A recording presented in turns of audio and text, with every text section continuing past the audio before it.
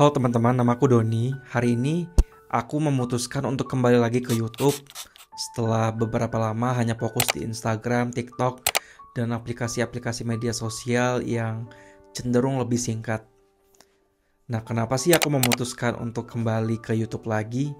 Nah, sebenarnya kemarin itu terpicu di pembahasan media sosial tentang brain rot itu loh, tentang pembusukan otak manusia, sebuah teori yang menjelaskan bahwa otak manusia mengalami ketumpulan karena eh, kerap kali kita mengkonsumsi informasi yang cenderung singkat, provokatif, dan membuat emosi kita cenderung fluktuatif, kayak naik turun.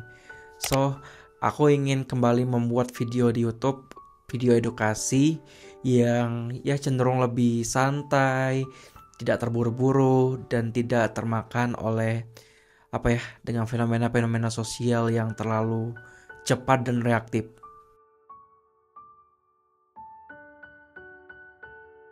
Ya, sebagai anak muda yang terpapar banyak sekali informasi di media sosial, kadang ya perasaan kita itu kayak mudah sekali dipermainkan oleh algoritma ya, atau fenomena sosial. Misalnya kadang lagi situasi yang sedih banget, kita ditampilkan informasi yang sedih, lalu hati kita tiba-tiba sedih banget, mellow banget. And then kita menemukan situasi atau algoritma yang membahagiakan, and suddenly we love, kayak tiba-tiba kita tertawa aja gitu kan. Lalu and then we scroll anymore, and then we find konten yang yang membuat kita marah. Tiba-tiba suddenly we angry, dan banyak lagi fenomena-fenomena yang membuat ya perasaan kita fluktuatif, berubah-ubah setiap detik. Nah, apakah ini bagus? Dan menurut beberapa teori yang berkembang atau penelitian yang berkembang, tentu saja ini sangat tidak bagus karena akhirnya konsentrasi kita mulai menurun, kemampuan kita untuk menikmati konten yang cukup dalam pelan-pelan lama-lama menjadi berkurang. Kita seringkali melihat orang yang tidak betah nonton berlama-lama, atau misalnya nonton bioskop nih, kita ngajak anak-anak. Nah, mereka cenderung tidak betah karena kalau kita punya gadget, kita nonton sebentar, ketika kita tidak senang, kita bisa scroll again. Dan ini sifatnya adiktif dan membuat kita kurang fokus menikmati informasi secara utuh.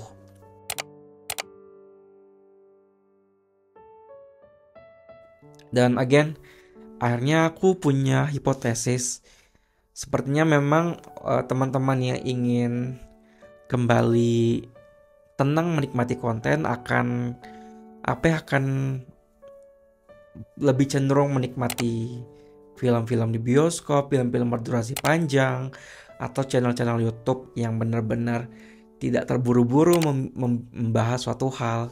Jadi memang tren fenomena ini kita harus terus harus utamakan lagi, di mana kita tidak terlalu terburu-buru mengkonsumsi konten dan membuat kita menikmati konten yang tidak terlalu singkat sehingga kita tidak mudah menyimpulkan suatu hal. Misalnya kita baca buku nih, kita baca buku. Nah, kita tuh nggak mungkin menyimpulkannya di awal karena isinya tuh belum tentu ditemukan di awal. Barangkali plot twistnya ada di akhir atau di tengah-tengah, mostly sih di akhir. Jadi kita perlu habiskan satu bacaan agar kita bisa menyimpulkan suatu hal atau suatu kejadian atau suatu pandangan tertentu. Nah, itu juga berimplikasi terhadap konten-konten yang kita nikmati setiap hari. Kadang dengan video 1 menit atau 15 detik atau 30 detik, kita mudah menyimpulkan suatu hal atau membuat asumsi baru terhadap sebuah informasi. Padahal alangkah lebih baiknya untuk menyelami suatu peristiwa atau informasi memang perlu pendalaman dan dicek secara berkala dan berulang.